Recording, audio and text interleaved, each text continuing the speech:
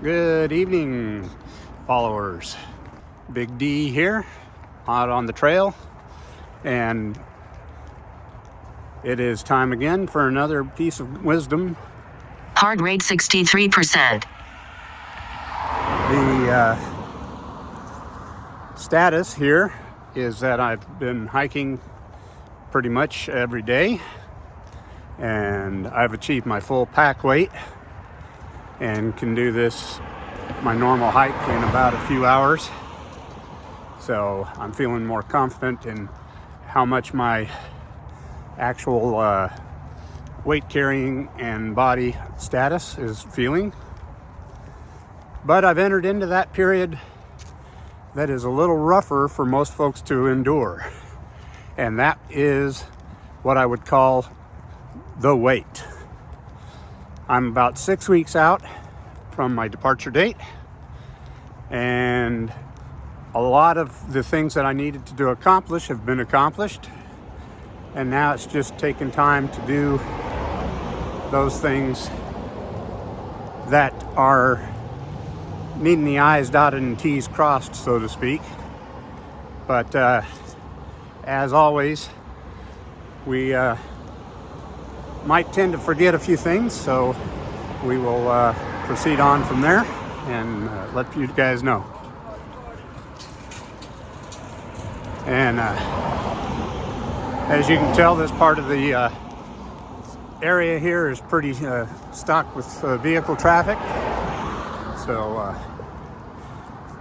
one of the aspects that I've been wanting to emphasize is that if you haven't already, start your training now, because the only way your body gets used to walking every day is if you walk every day.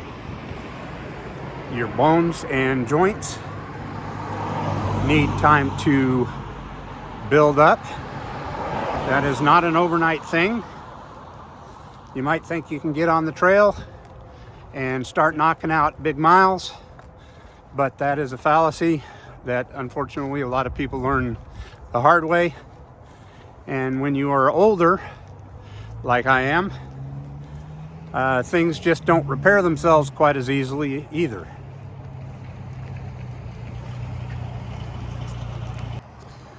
So my suggestion to you is that you take it nice and easy. Start out with a few pounds in your pack, get it on your back, and go out and find yourself a place to walk. As I said in a previous video, there's lots of areas that have nature trails and things like that.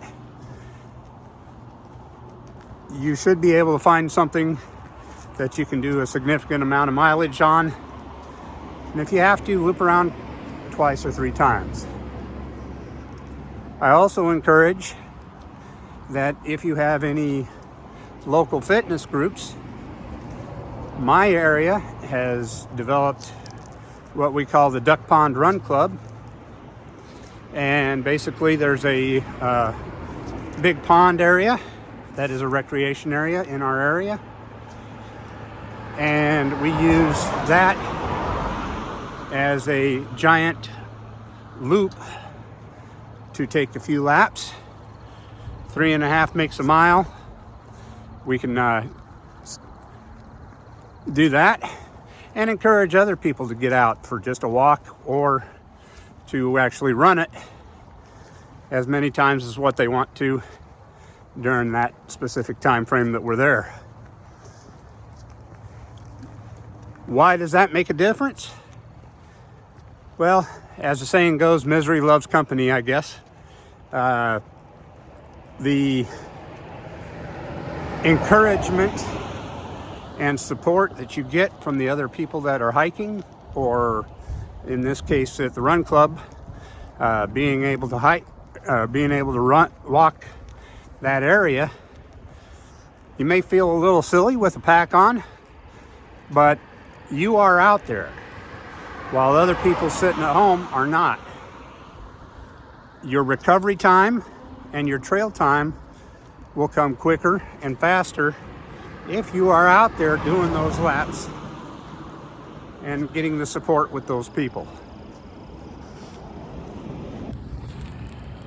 And one of the things that you might add to your list of walking is to find some areas that might be a little more strenuous and exciting to do. So for example, my normal walk ends right here at this crosswalk prior to the four-way roundabout here.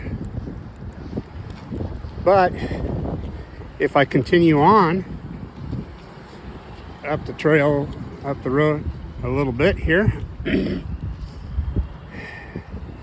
when they put in this roundabout, they were really nice and put in a multi-use overpass that makes things really fun and exciting for a hiker who lives in the low country, because I am able to choose from either a long sloping handicapped ramp, or I can take the direct stairs on either side.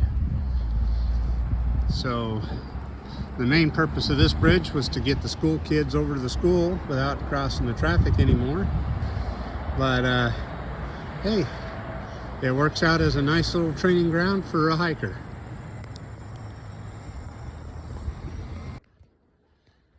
Another good way to spend your time waiting is to properly address your resupply boxes.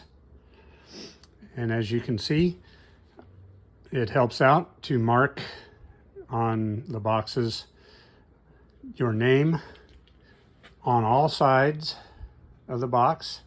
That way, when they go and look through a big stack of boxes, they can tell which one's yours. And note that I've also included the arrival date, which some of those entities, hostels and hotels and other places, even in the post office, they can sort those by date. But I do leave a few of them undated, because at this point I don't know if I will fully be on track for my dates for those first few boxes. So I've left those undated, because once I call back and say, hey, I'm a week behind, then they can update those dates. Or in my case, I can just do that on the fly for the spreadsheet that they get, as it's a shared Google document. Storm cloud's coming in. I'm gonna have to set up the tent real quick.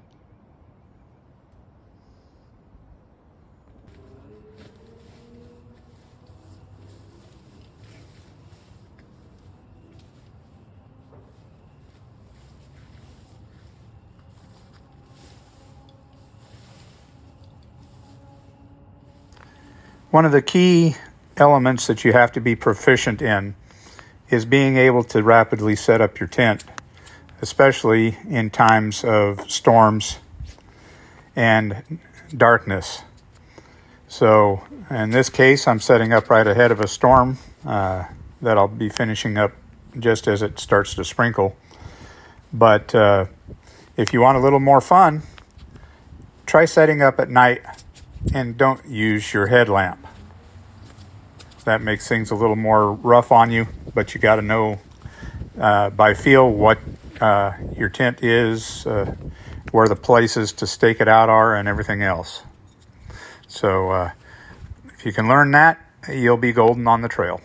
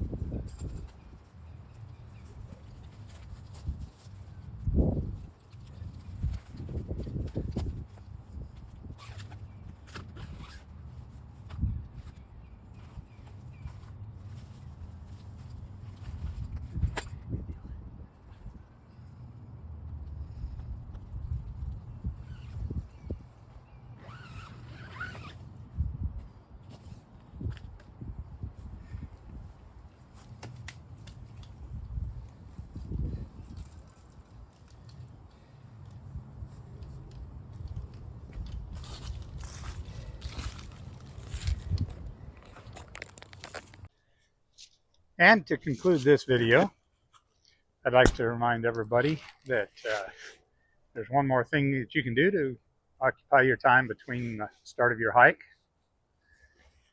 is to do any of the honeydews that you might need to do, and accomplish a few more things if possible for your spouse and family, because there's always something that needs to be done.